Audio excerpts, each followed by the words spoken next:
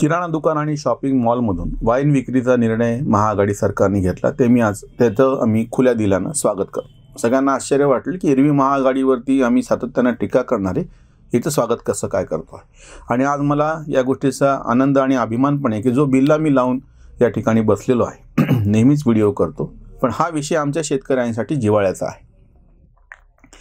शेतीमधलं जे काही उत्पादन आहे त्याच्या योग्य प्रकारे त्याला किंमत भेटली पाहिजे, त्याची प्रक्रिया झाली पाहिजे, ही वारंवार भूमिका आणि त्यासाठी बाजार खुला असला पाहिजे। लक्षात घ्या, म्हणजे शेतकऱ्याला बाजारपेठेचं स्वातंत्र्य पाहिजे, तसं दुसरा मुद्दा आहे तंत्रज्ञानाचं स्वातंत्र्य पाहिजे। जर जास्तीच्या धान्यापासून दारू तयार होणार असेल तर ती दारू करण्यामध्ये विरोध कशासाठी आहे? खरं तर जगभरामध्ये धान्याची दारू ही गोष्ट जास्त मौलिक मानल्या गेली, तिला जास्त किंमत भेटते। म्हणजे आपल्याकडच्या सारखं हे असं मळीपासून दारू हा घाणेरडा उद्योग जगभरात नाही। वोडका वगैरे उच्च प्रतीची जी दारू असते ते ग्रेन धान्यापासून बनवलेली असते।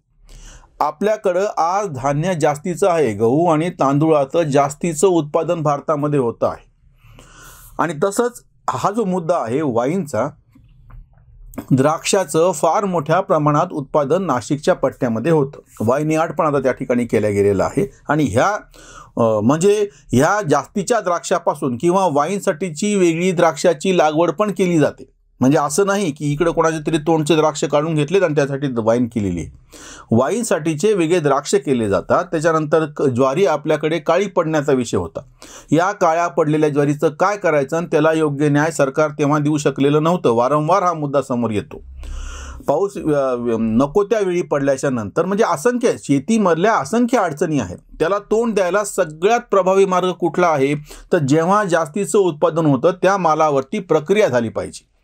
आपल्याकडं कितीतरी पदार्थ असे आहेत शेतीमधले, बाजारामध्ये कांदा सडतो फेकून द्यावा लागतो, टमाट्याचा मुद्दा, असं कितीतरी गोष्टीच्या बाबतीमध्ये घडलेलं आहे। तुम्ही रेल्वेचे जे गोदाम वागिण्यामध्ये भरभरून बॅरॅकमध्ये भरभरून जेव्हा धान्य येतं आणि त्या ठिकाणी सडतं, किंवा बऱ्याच ठिकाणी कृषी उत्पन्न बाजार समितीच्या आवारामध्ये धान्याचे ढीग लागलेले असतात, पाऊस पडतो, ते भिजतं, किडे होतात, आळ्या होतात, धान्य सडतं। हे जर सगळं टाळायचं असेल तर त्याच्यासाठी सगळ्यात पहिली गोष्ट म्हणजे धान्यावरती प्रक्रिया केलेल्या जी बंधनं आहेत ती बंधनं काढून दारू तयार करण्यासाठी तुमचे जे काही त्याच्यामधल्या अटी आहेत ते पूर्ण करतील, म्हणजे कराच्या संदर्भातल्या। पण ह्याचं डी लायसनिंग हा म्हणजे तुम्ही दारू पिण्याला काही बंदी नाही आहे, त्याच्यासाठी तर काही विशिष्ट एक लायसन काढायचं आणि त्याने दारू प्यायचं। मग दारू तयार करण्याला कशासाठी बंदी घालायची एवढे मोठे? म्हणजे ह्याच्यातलं एक रॅकेट कसं झालेलं आहे माहिती आहे का? ड्राय डे आहे म्हणून ड्राय डेच्या आदल्या दिवशी रात्री जास्त प्रमाणात दारू विकली जाते। मग ड्राय डे ठेवण्याचा उद्देश काय?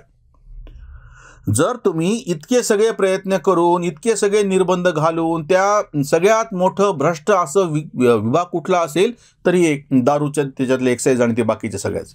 कारण की अवैध दारू ही तशी राहावी ही या यंत्रणेची गरज आहे, कारण त्यांना 2 नंबरचा पैसा भेटतो।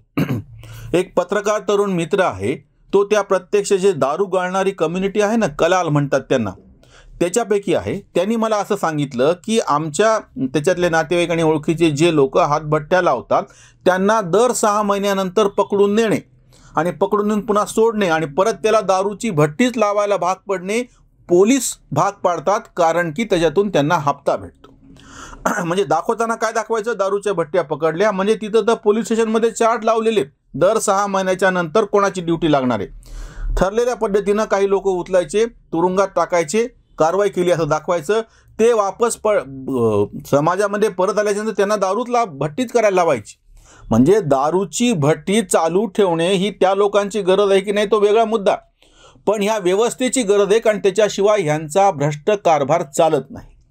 किंवा दारूच्या दुकानाचं लायसनिंग कसं असतं? ठरल्यात लोकांना कसं काय? म्हणजे असं काय तो फार मोठं त्याच्यामध्ये त्याचं हे गुंतलेलं आहे की काहीच लोकांना फक्त दारूचे लायसन भेटतात, पेट्रोल पंप काही लोकांना फक्त भेटतो, गॅस एजन्सी आधी रॉकेल होता आता ते प्रस्त बंद झालं। हे लायसनिंग काय आहे ते काय? बरं, जर समजा तुमचं असं म्हणणं आहे की दारू पिणं आरोग्याला वाईट आहे, त्याच्या संदर्भातले जो काही प्रचार करायचा, मी स्वतः त्याच्या बाजूचा आहे। दारू ही वाईट आहे, त्याचे काय परिणाम होतं नैतिक पातळीवरती त्याचं मी सगळं समर्थन करतो, पण दुसऱ्या कोणाला हे सगळ्या समाजाचे नियम पाळून दारू प्यायची असेल त्याला ते स्वातंत्र्य आहे। मी स्वतंत्रतावादी आहे त्याच्यामुळे। आणि जर त्या दारूमुळे आमच्या धान्याला भाव भेटत असेल, आजही आम्ही तो आवर्जून व्हिडिओ केला होता, डॉक्टर अशोक गुलाटी यांनी गहू आणि तांदळाची खरेदी झाल्याच्या नंतर उरलेल्या बाजारपेठेमध्ये त्यांचे भाव कसे कोसळलेले आहेत, हमी भावापेक्षा खाली. जो हमी भाव गव्हाला दिला गेलेला आहे, शासनाने जास्त प्रमाणामध्ये खरेदी केली नको तेवढी, तरी सुद्धा बाजारामध्ये गहू शिल्लक राहिला आणि ह्या गव्हाला हमी भावापेक्षा खाली भाव आला. अशा परिस्थितीमध्ये कुठल्याही धान्यापासून दारू करणे किंवा असं द्राक्षापासून वाईन करणे आणि ती वेगवेगळ्या ठिकाणी परवानगी विक्रीसाठी ठेवणे, दारूचं जे लायसनिंग केलं गेलं दारू दुकानांचं त्याच्यामधून फार मोठ्या प्रमाणात भ्रष्टाचार वाढलेला आहे. ह्याच्यापेक्षा शासनाने हे धोरण खुलं करावं. दारूचे दुकानं किंवा ज्या ठिकाणी दारू प्यायची आहे त्या बारचं एवढं लायसनिंग केलेलं असतं की तुम्ही त्या ठिकाणी बसून दारू पिणं महाग पडतं, म्हणून लोक अवैध पद्धतीनं दारू घेऊन कुठेही बसतात. पुरातत्व ह्याच्यात आम्ही काम करतो आहोत. प्राचीन काही ज्या वास्तू आहेत उद्ध्वस्त झालेल्या त्या ठिकाणी आम्ही जेव्हा बऱ्याच ठिकाणी बघून आलो ते लक्षात असं आलं की हे सगळे ठिकाणं हे अवैध पद्धतीनं असे दारू सेवन करणाऱ्यांचे अड्डे बनलेले आहेत. किंवा शहरामध्ये पण तुम्हाला असं आढळेल किंवा असं एखाद्या कोपऱ्यातली जागा असते, अंधारी जागा असते, पडकी काही जागा असते, बरोबर त्या ठिकाणी गाड्यावर मिळणारी ते देशी दारूची बाटली घेऊन बसणारे लोक तुम्हाला आढळतात. हे काय आहे नेमकं?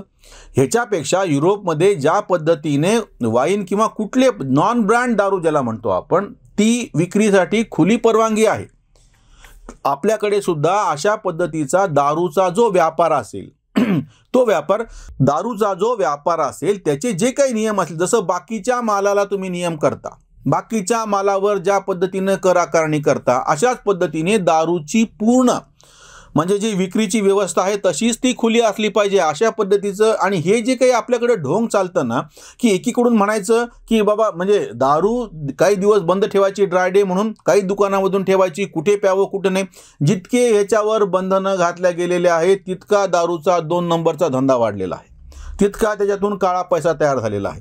मिलिटरीमध्ये दारू कमी पैशामध्ये भेटणार आणि बाहेर दारू स्वस्त भेटणार. त्याच्यामुळे मिलिटरीचे जे कोणी आपले मित्रमंडळी नातेवाईक त्यांच्या मागं लागून त्यांच्या कार्डवरती दारू घेणाऱ्यांची संख्या प्रचंड आहे. मला एक कळत नाही असा फरक येतोच कसं काय? मिलिटरीतल्या माणसाला दारू प्यावी अशी जर तुमची इच्छा असेल तर तुम्ही त्याच्या सरळ खात्यामध्ये पैसे द्या. जसं गॅस सिलेंडर हा सगळ्यांसाठी एकाच भावात विकला जातो आता आणि ज्यांना सबसिडी द्यायची आहे त्यांच्या खात्यामध्ये तसं दारूची सगळी सबसिडी मिलिटरी वगैरेच्या नावानं पूर्णपणे बंद करून टाकली पाहिजे. आणि जे कोणी मिलिटरीतले लोक असतील तुम्हाला असं वाटत असेल त्यांना बाकीची उत्पादनं कमी ह्याच्यामध्ये भेटतात, शासनाने ज्याला दारू प्यायची आहे मिलिटरीतल्या लोकांना त्यांच्या खात्यामध्ये पैसे द्यावेत पण त्यांना कमी पैशात दारू उपलब्ध करून देऊ नये. म्हणजे 2 मुद्दे या महाराष्ट्र सरकारच्या ह्या निर्णयाच्या अनुषंगाने घ्यायला गेले पाहिजेत. नंबर 1, दारूची पूर्ण विक्रीची यंत्रणा बाकीच्या कुठल्याही प्रॉडक्टसारखीच केल्या गेली पाहिजे. लायसनिंग करून त्याच्यातल्या भ्रष्टाचाराला जो चालना आतापर्यंत भेटलेली आहे ते बंद झालं पाहिजे. दुसरी गोष्ट म्हणजे मिलिटरीसाठी किंवा बाकीच्या कुठल्या कारणासाठी वेगळी दारू म्हणून बनावट दारू भेटणार, त्या ठिकाणाहून म्हणजे कमी पैशातली दारू, हे सगळं पूर्णपणे बंद करून टाकलं पाहिजे. जे काही प्रॉडक्ट बाहेर पडतं त्याचा एकच भाव सगळीकडे असला पाहिजे. आणि तिसरा मुद्दा, शेतीच्या कच्च्या मालावरती प्रक्रिया करणारे हे जे उद्योग आहेत, अल्कोहोल बनवतात, इथेनॉल बनवतात किंवा आता तुम्हाला तर पेट्रोलियम पदार्थांमध्ये, ह्या सगळ्याला चालना दिल्या गेली पाहिजे. कारण की आपल्याकडं आजही शेतीचं उत्पादन एक्सेस जास्तीचं आहे. शासनाने स्वतः ज्याला आपण बफर स्टॉक म्हणतो तो बफर स्टॉक खरेदी करावा, त्याच्याप्रमाणे धान्याची काय व्यवस्था करायची ते करावी. आणि ह्याच्याशिवायचं जे जास्तीचं धान्य बाजारामध्ये उपलब्ध आहे त्या धान्याच्या संदर्भामध्ये तुम्ही त्याच्यापासून इथेनॉल करणं असो, अल्कोहोल करणं असो, उच्च प्रतीची जी काही दारू बनवायची असो त्याला प्रोत्साहन दिलं पाहिजे तर त्याला भाव भेटेल. म्हणजे तुम्ही दारूची उत्पादनाची आणि विक्रीची व्यवस्था धान्यावरती आधारित सुरळीत केली तर कुठे इकडे धान्याला धाव भेटण्याची शक्यता आहे. तसंच आपल्याकडे बरेच फळं आहेत, त्या कालावधीमध्ये ते मोठ्या प्रमाणामध्ये पिकतात आणि नंतर त्याचं आयुष्य कमी असतं म्हणून ते सडून खराब होतात. या सगळ्या फळांपासून उच्च प्रतीची दारू तयार करता येऊ शकते. परदेशामध्ये धान्य आणि फळं यांच्यापासूनच दारू केली जाते किंवा नॉर्थ ईस्टमध्ये, ईशान्य भारतामध्ये तांदळाची बियर केली जाते.